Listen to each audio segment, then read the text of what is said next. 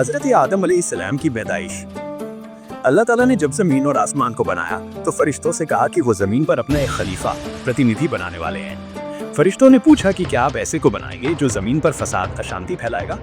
अल्लाह ने जवाब दिया कि जो वो जानते हैं वो फरिश्ते नहीं जानते। अल्लाह ने मिट्टी से हजरत आदम अलैहिस्सलाम को बनाया। जब वो बन गए तो अल्लाह ने उनमें अपनी रूह फूंकी और वो जिंदा हो गए। अल्लाह ने उन्हें सभी चीज़ों के नाम सिखाए। इसके बाद अल्लाह ने फरिश्तों को हुक्म दिया कि वो आदम को सजदा करें। शैतान का इनकार। सभी फरिश्तों ने अल्लाह के हुक्म का पालन किया और हजरत आदम को सजदा किया सिवाय एक के, जिसका नाम इब्लीस था। इब्लीस जिन्न में से था और उसने अहंकार में आकर सजदा करने से इनकार कर दिया। उसने कहा, मैं आग से बना हूँ और आदम मिट्टी से बने हैं, तो मैं उनसे बेहतर हूँ। अपने इस अहंकार के कारण इब्लीस को अल्लाह ने जन्नत से निकाल दिया और वो शैतान बन गया।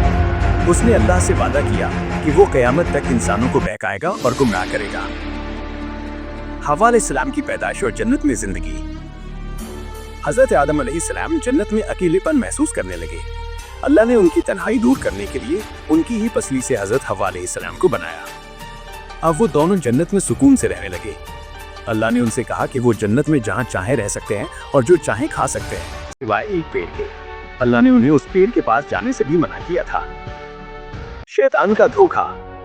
शैतान ने मौका पाकर हजरत आदम और हव्वा को बहकाना शुरू कर दिया। उसने उनसे कहा कि अगर वो उस पेड़ का फल खा ले तो हमेशा के लिए जन्नत में रहेंगे या फरिश्ते बन जाएंगे। शैतान की मीठी मीठी बातों में आकर उन्होंने अल्लाह के हुक्म को भुला दिया और उस पेड़ का फल खा लिया। फल खाते ही उनके जन्नत के कपड़े उतर गए और उन्हें अपनी गलती का एहसास हुआ।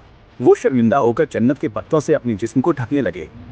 अल्लाह ने उनसे पूछा कि क्या उन्होंने उस पेड़ से मना नहीं किया था। जमीन पर भेजा जाना। अपनी गलती का एहसास होने पर हजरत आदम और हव्वा ने अल्लाह से माफी मांगी और दुआ की।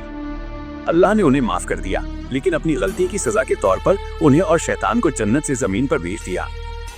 हजरत आदम और हव्वा ने जमीन पर इंसानों की नस्ल को आगे बढ़ाया। इस कहानी से हमें ये सीख मिलती है कि इंसान से गलतियां हो सकती हैं, लेकिन अगर वो अपनी गलती मानकर अल्लाह से माफी मांग ले तो अल्लाह बहुत माफ करने वाला है।